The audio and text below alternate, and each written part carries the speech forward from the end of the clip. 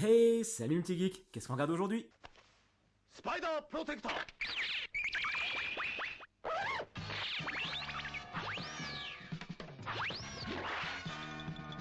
Une lampe. Et oui, encore une fois, vous savez que j'adore les luminaires geeks. Et du coup, bah là, un luminaire sur Spider-Man, je ne pouvais pas passer à côté, surtout qu'il est très très attrayant. J'ai hâte d'ouvrir pour découvrir vraiment en réel ce que ça donne. Donc on a une lampe Spider-Man, évidemment. Mon héros préféré de tous les temps, c'est lui qui m'a amené aux comics. Du coup, voilà, c'est pour moi, c'est le meilleur des meilleurs. On a une lampe du coup de chez Paladin, encore une fois Paladin, qui nous fait toujours plaisir avec des beaux luminaires, avec des beaux designs. Ils ont vraiment trouvé un très très bon filon, je sais pas comment ils font, mais en tout cas voilà, c'est au moins la troisième, quatrième lampe que j'achète chez eux.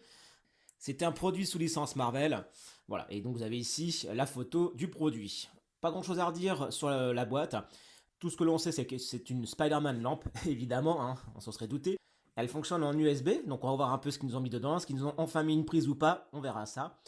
Je ne sais rien d'autre, si à part que sur la boîte, on voit bien que pour allumer et éteindre le lampadaire, c'est grâce à la borne à incendie qui est ici, où on peut tourner apparemment le chapeau là pour pouvoir allumer. Donc sur la boîte, sur le côté, on retrouve juste un Marvel Spider-Man lampe. À l'arrière, quelques photos un peu plus précises. On a la taille, 33 cm de hauteur et apparemment 17 cm de largeur. Ça fonctionne sous 5 volts avec 500 mAh. Donc je vous rappelle, en ampérage, vous mettez ce que vous souhaitez au-dessus des 500. Pour le volt, par contre, les volts, il faut respecter 5 volts, pas plus, sinon vous risquez de faire griller l'ampoule. Et justement, c'est ce qu'ils disent ici. Donc on a les instructions et l'ampoule n'est pas remplaçable. Encore une fois, malheureusement, si la LED saute, vous n'avez aucune solution pour la remplacer. Alors après, je pense qu'avec un peu de bidouille, on peut y arriver. Mais voilà, c'est assez malheureux. Malheureusement, il n'y a pas d'accès à la LED pour pouvoir faire quelque chose si jamais la lampe est cassée. On retrouve le logo de chez Paladin. J'avais un petit doute à l'époque, maintenant c'est confirmé. En fait, c'est une société anglaise, hein. On voit ici designé en Angleterre, donc je comprends mieux pourquoi tous mes colis venaient de là-bas à chaque fois. Au-dessus, il y a Marvel, et en dessous, rien du tout. Allez, c'est parti, on ouvre ça.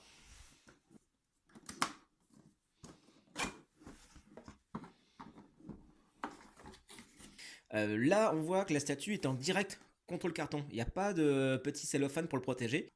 J'ai un petit peu peur parce que là, vous voyez, la main, elle frotte contre le carton et c'est pas très bon signe. Souvent, ça bouffe la peinture. Bon, j'espère que, vu que c'est tout neuf, il n'y aura pas de souci. Et voilà notre figurine sortie de son fourreau.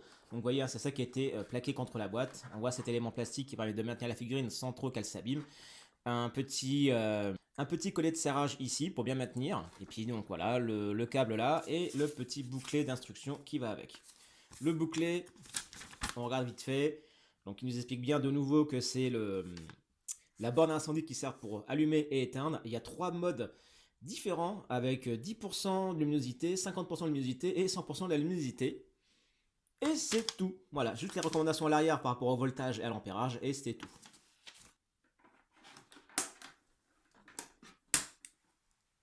Alors, juste pour vous montrer que en dessous, voilà, vous avez le socle qui est vissé ici, donc comme ça se maintient bien au fond. Donc c'est parfait, au moins il y a une bonne protection pour éviter que la lampe bouge dans le carton. Heureusement que j'ai toujours ma mallette de bricoleur sous la main. Je sais pas, le blond, lui, il a l'habitude, je sais pas. Tu sais, ces enfants, ils doivent avoir chacun leur caisse à outils et tout, laisse tomber. Et voici notre lampe débarrassée de tous ces cartons. Je remarque qu'on a un câble qui est très très long. Donc là, je l'ai laissé enrubanné parce que je voulais pas le déballer complètement parce qu'il est très très très long. Ça permettra de mettre la lampe à peu près où l'on veut avec autant de câbles. Au pire, vous pouvez utiliser une rallonge USB comme je fais habituellement pour mes tests ici. Au niveau des matériaux, on est full plastique, avec des endroits un petit peu creux, hein. Le socle est creux, le lampadaire est creux, pareil au niveau de la borne à incendie. Le Spider-Man par contre lui est plein, donc ça c'est cool, ça respire un peu plus la qualité. Au niveau du design, moi je kiffe. Spider-Man sur un lampadaire, dans une pose athlétique, on a une petite toile sur le bras gauche, il se maintient avec son bras droit et ses deux jambes. Au niveau définition, on voit que c'est fait en plusieurs pièces, hein, évidemment. Au niveau des bras, ici, des jambes et du torse, on voit qu'il y a des éléments de séparation, mais c'est presque invisible. Le lampadaire, je vais vous montrer de plus près.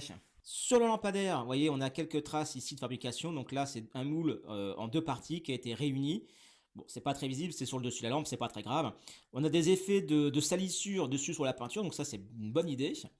Le Spider-Man, comme je vous disais, on voit ici les petits endroits de réunification des éléments. Bon, voilà, on voit rien, sincèrement, on voit que dalle. J'avais un peu peur qu'on voit un peu de colle sur les pieds notamment.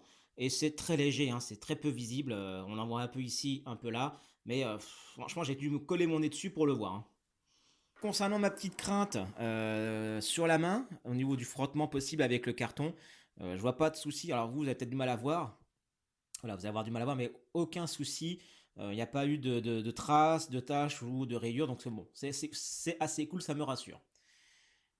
Au niveau du personnage, je vois que l'araignée, elle manque un petit peu de noir là. Donc je pense que je vais repasser un petit coup de marqueur foncé pour reprendre un peu l'araignée et refaire ça propre. Quant au reste, bah voilà, on voit que ça fait très plastique finalement. Je m'attendais à quelque chose un peu étrange. En fait, je voyais bien que la figure était un petit peu mate, mais sur les photos, elle est très vernie. En fait, c'est un peu entre les deux. C'est un vernis un petit peu timide. Alors là, à l'image, avec les reflets lumineux, vous voyez que c'est très très verni. En réalité, ça l'est pas trop finalement. Donc je préfère comme ça. Après, voilà, la sculpture est assez cool. La jambe, de ce côté-là, je la trouve un petit peu étrange. Vous voyez que la pliure, en fait, qui se fait ici. On voit aussi une petite marque sur la cuisse du Spider-Man. Pareil, une marque. Alors, je sais pas ce que c'est, parce que normalement, c'est une figurine pleine. Donc, peut-être un souci de peinture ou quoi, mais j'ai une petite, voilà, une petite trace là qui descend. Pareil, invisible, hein, quand vous la mettez comme ça, avec les ombres, on voit rien du tout. Au niveau du socle, pareil, on a des salissures. Le trottoir est très crade, hein, c'est New York, évidemment.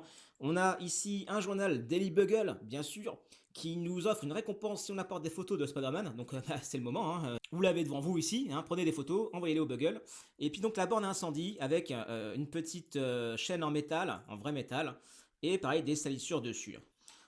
En dessous, on a juste voilà, un rappel que c'est un produit Marvel de chez Paladon, les recommandations, normes CE, voilà, rien de méchant. On va brancher tout ça et on va voir ce que ça donne. Alors moi pour la vidéo, je vais utiliser ma rallonge habituelle. Hop, c'est branché. Normalement, on tourne ici. Alors, je vais le pencher un petit peu pour qu'on puisse voir que ça s'allume. Donc, je tourne ici. Voilà, on a 10%, 50% de luminosité et le 100%. Voilà, et on ne peut pas aller plus loin. Du coup, pour éteindre, il faut faire comme ça.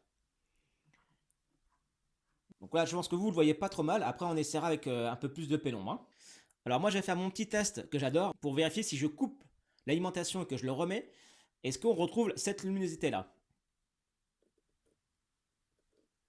Oui, je retrouve la luminosité dans laquelle je l'ai laissé et ça se rallume. Donc ça c'est très important pour moi. Pourquoi? Parce que je vais le brancher sur une prise intelligente que je vais allumer et éteindre avec une télécommande. Et moi il faut que je sache si je retrouve l'état dans lequel j'ai laissé la lumière. Donc là on est à 100% de luminosité. Ça me la rallume et ça me remet à 100%, donc c'est parfait. Donc là, je suis très très content parce que malheureusement, il y a des lampes qui ne permettent pas de faire ça. Que lorsque vous coupez l'alimentation, elle retourne à leur état initial, c'est-à-dire éteint. Et ça, c'est un peu embêtant pour moi. Alors, je vais nous mettre dans la pénombre. J'ai laissé une fenêtre à demi ouverte quand même pour qu'on puisse voir à l'image la lampe alors que tout est éteint. On va commencer au premier cran à 10% de luminosité. Donc c'est assez diffus. Vous voyez mieux que moi encore, hein. Sincèrement, la caméra, quand je suis en train de voir le retour caméra, moi c'est très très léger, vous voyez beaucoup plus, hein. Je monte à 50%, et là c'est beaucoup plus lumineux. Vous voyez, je pourrais presque me mettre à côté et écrire voilà, une petite note dans la pénombre, ça serait visible. Je monte à 100%.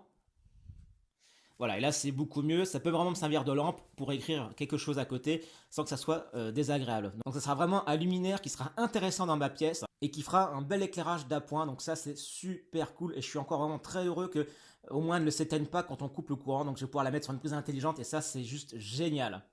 Le prix de cette lampe est à entre 55 euros et 60 de ce que j'ai pu voir sur divers sites et sur eBay. Voilà, si vous l'avez en dessous de 55, c'est un très bon prix. Si vous l'avez au-dessus de 60, n'y allez pas, hein. Attendez de trouver d'autres offres, hein. Moi, en attendant, je vais la mettre dans ma bibliothèque de comics où elle va me permettre de mieux voir mes pages quand j'aurai besoin de consulter quelque chose dans ma bibliothèque. En plus, je pense que je vais rendre pas mal de mes potes jaloux quand ils vont voir ça. Donc, c'est parfait. Sur ce, je vous dis à très bientôt pour une prochaine review.